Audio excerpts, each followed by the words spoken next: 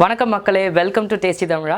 இன்றைக்கி நம்ம பார்க்க போகிற ரெசிபி வந்து ஒரு laddu recipe. I think Deepavali வர டைமில் இந்த மாதிரி ஸ்வீட் ரெசிபிஸ் உங்களுக்கு ரொம்ப ஹெல்ப்ஃபுல்லாக இருக்கும்னு நினைக்கிறேன். ரொம்ப பெரிய ஸ்வீட்லாம் இல்லை, நம்ம வீட்டில் இருக்க கடலை மாவை வச்சு ஒரு லட்டு பண்ணுறது எப்படி அப்படின்றது தான் இன்றைக்கி நம்ம பார்க்க போகிறோம். ரெசிபிக்குள்ளே போகலாம். ஸோ நம்ம பேசன் லட்டு பண்ணுறதுக்கு தேவையான இன்க்ரீடியன்ஸ் பேசன், அதாவது கடலை மாவு, அது ஒரு 100 கிராம்ஸ் எடுத்திருக்கேன். 100 கிராம்ஸ் ஆஃப் சுகர், ஒரு 3-4 ஏலக்காய், ஒரு 3/4 கப் அளவுக்கு நெய் எடுத்திருக்கேன். வில்லன் சீட்ஸ், அதாவது கிர்னி பழ விதை, அது வந்து ஒரு 2 டேபிள் ஸ்பூன் அளவுக்கு. ஃபர்ஸ்ட் நம்ம வந்து சர்க்கரை பாகு பண்ணணும். அதுக்கு ஒரு பேனில் சர்க்கரை, அப்புறம் ஏலக்காய், அதோட கொஞ்சமாக தண்ணி, ஒரு 2-3 ஸ்பூன் அளவுக்கு தண்ணி இருந்தால் போதும்.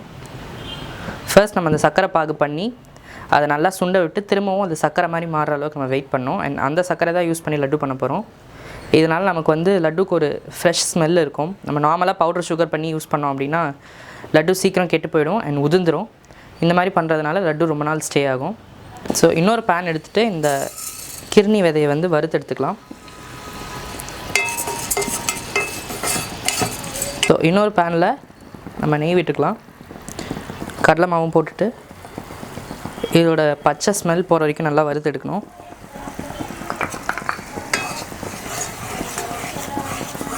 ஸோ நம்மளோட சுகர் சிரப் இந்த மாதிரி ஃப்ராத்தியாக வந்ததும் அடுப்பு ஆஃப் பண்ணிடலாம்.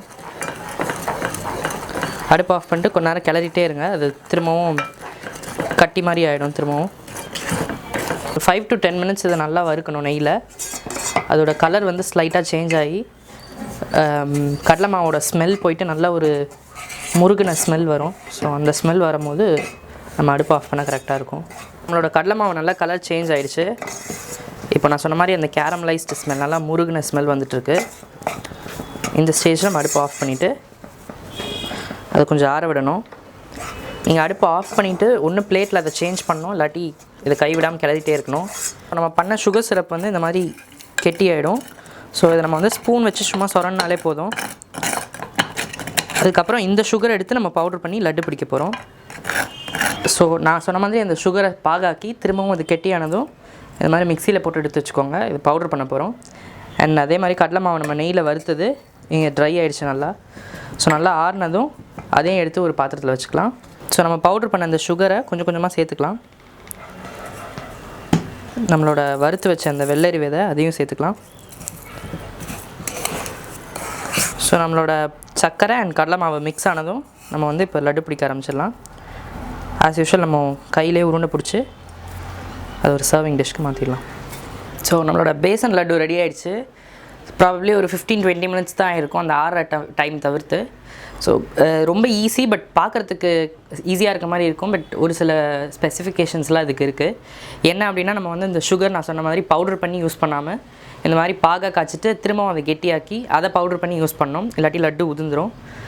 ரெண்டாவது விஷயம், நம்ம வந்து கடலை மாவை வறுக்கிறது எந்த அளவுக்கு நம்ம கோல்டன் கலரில் அதை வறுத்து எடுக்கிறோமோ அந்த அளவுக்கு லட்டு வாசனையாகவும் ரொம்ப நாளும் இருக்கும். நம்ம வந்து அவசரப்பட்டு அதை நிறுத்திடுவோம் வறுக்காமல். அண்ட் கொஞ்சம் கூடுதலாக நெய் விட்டு வறுத்தா அதோட கலர் சீக்கிரமாக கிடைக்கும். அது மட்டும் இல்லாமல் ரொம்ப ஸ்மெல் இருக்கும் அந்த லட்டு சாப்பிடும் போதே. உங்களுக்கு பார்க்குறதுக்கு வந்து 2-3 இன்க்ரீடியன்ஸ் ரொம்ப சிம்பிளாக இருக்குது அப்படின்னு நீங்கள் நினைப்பீங்க. பட் இது வந்து இன்னும் கொஞ்சம் நிறைய மாடிஃபை பண்ணலாம். இல்லை நீங்கள் ட்ரை ஃப்ரூட்ஸ் போடலாம், பேரிச்சம்பழம் போடலாம், போட்டு அதை கொஞ்சம் என்ஹான்ஸ் பண்ணிக்கலாம் உங்களுக்கு வேணும்னா. பட் இன்றைக்கி நான் ரொம்ப சிம்பிள் ஃபார்மில் உங்களுக்கு காமிச்சிருக்கேன். அண்ட் கண்டிப்பாக இதை நீங்கள் வர தீபாவளிக்கு ட்ரை பண்ணிவிட்டு எப்படி இருக்குது அப்படின்றத எங்களுக்கு கமெண்ட் பண்ணணும். நான் சொன்ன மாதிரி இதை நீங்கள் ஷெல்ஃப் லைஃப் இதுக்கு ரொம்ப ஜாஸ்தி. ஸோ இதை தாராளமாக ஒரு 10-15 நாள் வரைக்கும் வெளியிலே வச்சு சாப்பிட்லாம். ஃப்ரிட்ஜ்குள்ளே இருந்தது அப்படின்னா இன்னும் ரொம்ப நாள் இருக்கும். பட் சாப்பிட்றதுக்கு முன்னாடி வெளியில் எடுத்து வச்சுட்டு அதை டாப் பண்ணணும். ஏன்னா இதில் கீ போட்டிருக்கு அப்படின்னால அது எரிக்கிறதுக்கு சான்ஸ் இருக்குது.